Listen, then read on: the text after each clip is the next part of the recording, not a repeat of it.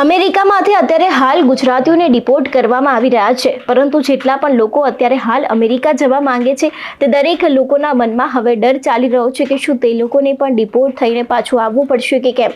આજે તેના વિશે જ વાત કરવાની છે કે જે લોકોને અત્યારે અમેરિકા જવું છે તે લોકો માટે કયા એવા વિઝા છે જેનાથી તે લોકો સરળતાથી અમેરિકા પહોંચી શકે છે અને ત્યાં પોતાની લાઈફને સેટ કરી શકે છે. નમસ્કાર, નિર્ભય ન્યૂઝ સાથે હું છું હંસિની. જો વાત કરવામાં આવે અમેરિકાની તો અત્યારે હાલ ગુજરાતીઓને ખાસ કરીને ભારતીય લોકોને અમેરિકા જવાનો ઘણો ક્રેઝ રહેતો હોય છે, પરંતુ તે લોકોને કેવી રીતે જવું, કયા વિઝા ઉપર જવું તેના વિશે કદાચ ખબર નહોતી હોતી. આજે આપણે તેના વિશે જ વાત કરીશું. જો સૌથી પહેલા વિઝાની વાત કરવામાં આવે તો સૌથી પહેલા વિઝા છે સ્કિલ્ડ પ્રોફેશનલ લોકો માટે, એ છે H1B વિઝા.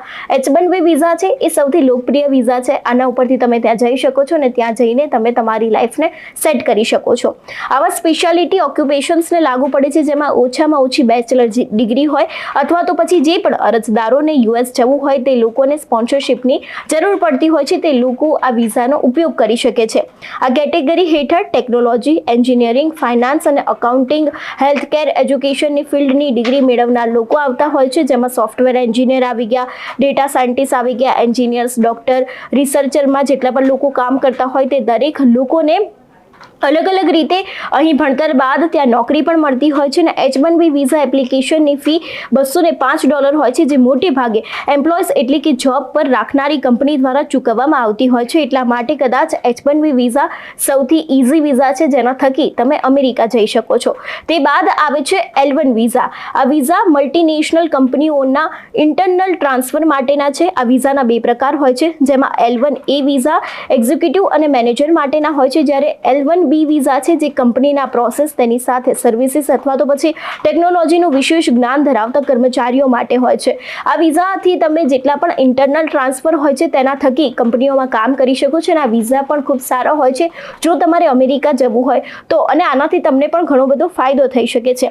તે બાદ આવે છે ફેમિલી સ્પોન્સર વિઝા, એટલે કે જેટલા પણ લોકો અમેરિકામાં રહેતા હોય તે પણ તેમના પરિવારને ત્યાં બોલાવી શકે છે આ વિઝાની મદદથી. એટલે અત્યારે જો તમારે અમેરિકા જવું હોય તો આ 3 સરળ વિઝા છે જેના થકી તમે અમેરિકા જઈ શકો છો અને તમને ડિપોર્ટ થવાનો કોઈ ભય રહેશે નહીં. જો વાત કરવામાં આવે અમેરિકામાં અત્યારે ચાલી રહેલા ડિપોર્શન વિશેની, તો અમેરિકામાં અત્યારે હાલ એક બાદ એક વિઝાના નિયમો બદલાયા છે. એટલું જ નહીં, તે બાદ ત્યાંના ગ્રીન કાર્ડને લઈને પણ અનેક એવા નિયમો બદલાયા છે, જેથી કરીને ભારતીયો સહિત ગુજરાતીઓને મોટું નુકસાન વેઠવાનો પણ વારો આવ્યો છે. આપણે આગામી દિવસોમાં પણ જોયું હતું કે એક બાદ એક ફ્લાઇટ છે તે અત્યારે હાલ અમેરિકાથી ગુજરાત પાછી આવી રહી છે અને અનેક એવા ગુજરાતીઓ છે જે લોકોને પોતાના વતન મોકલી દેવામાં આવ્યા છે. એટલે ખાસ કરીને અત્યારે હાલ જો તમે જઈ રહ્યા છો તો તમે લોકો લીગલી જવા માટેના જેટલા પણ રસ્તા હોય છે અથવા તો પછી વિઝા હોય છે તેનો ઉપયોગ કરીને જવું ખૂબ જરૂરી છે, કારણ કે જો ગેરકાયદેસર રીતે જતા હોય તો હવે ચેતી જજો, કારણ કે અત્યારે હાલ અમેરિકામાં ડોનાલ્ડ ટ્રમ્પ દ્વારા જેટલા પણ લોકો ગેરકાયદેસર રીતે ત્યાં રહી રહ્યા છે અથવા તો પછી જઈ રહ્યા છે તે દરેક લોકોને ડિપોર્ટ કરવાનું કામ કરવામાં આવી રહ્યું છે. આટલા જ નહીં, હજી વધારે ઇન્ડિયન સહિત ગુજરાતીઓને પાછું આવવું પડશે તેવું પણ તેમના દ્વારા કહેવામાં આવ્યું છે. અનેક એવા નામ છે જે ગવર્મેન્ટ ઓફ ઇન્ડિયાને સબમિટ કરાવી દેવામાં આવ્યા છે અને અનેક એવા લોકો છે જે લોકોને પોતાના વતન પાછા મોકલવાની તૈયારીઓ ડોનાલ્ડ ટ્રમ્પ દ્વારા કરી દેવામાં આવી છે. જો વાત કરવામાં આવે કેનેડા વિશેની, તો કેનેડામાં પણ કંઈક આવા જ હાલત છે. ત્યાં પણ ટ્રુડોની સરકાર હટી છે ત્યારથી લોકોને ડિપોર્ટ થવાનો ભય લાગવામાં આવી રહ્યો છે કે શું હવે કેનેડામાં પણ ડિપોર્શનનો માહોલ જામશે કે કેમ, તેવા પણ અનેક સવાલો ઊભા થાય છે. અને ખાસ કરીને એટલે જેટલા પણ લોકો અત્યારે હાલ અમેરિકા જઈ રહ્યા છે તે દરેક લોકોને એક વાત ખાસ ધ્યાન રાખવાની જરૂર છે કે તે લોકોને લીગલી જવાનું છે અને જેટલા પણ વિઝાના અલગ અલગ પ્રકાર છે તે દરેક પ્રકારના ડોક્યુમેન્ટ તેની સાથે ગ્રીન કાર્ડને લઈને જેટલી પ્રોસેસ ચાલી રહી છે તે દરેક પ્રોસેસની સાથે તેમને અપડેટ રહેવાની પણ ખાસ જરૂર છે, કારણ કે અત્યાર સુધી આપણે અમેરિકાના ગ્રીન કાર્ડ વિશે પણ વાત કરતા આવ્યા છે કે જેની પાસે ગ્રીન કાર્ડ છે તે લોકોને પોતાનું ગ્રીન કાર્ડ અપડેટ કરાવવું પણ ખૂબ જરૂરી છે. અને જે લોકોની પાસે ગ્રીન કાર્ડ નથી તો અમેરિકન સરકાર દ્વારા જે તે ડોક્યુમેન્ટ સાથે આપવામાં આવ્યા હોય તે દરેક ડોક્યુમેન્ટને બતાવવા પણ અત્યારે હાલ ખૂબ જરૂરી દેખાય છે, કારણ કે અમેરિકન સરકાર દ્વારા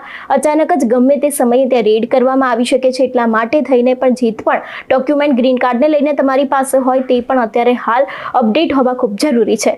તમારું શું માનવું છે આ વિષયને લઈને અમને કમેન્ટ કરીને ચોક્કસ જણાવજો. તેની સાથે જ અમારી ચેનલ નિર્ભય ન્યૂઝને લાઇક, શેર અને સબસ્ક્રાઇબ કરવાનું ભૂલશો નહીં. નમસ્કાર.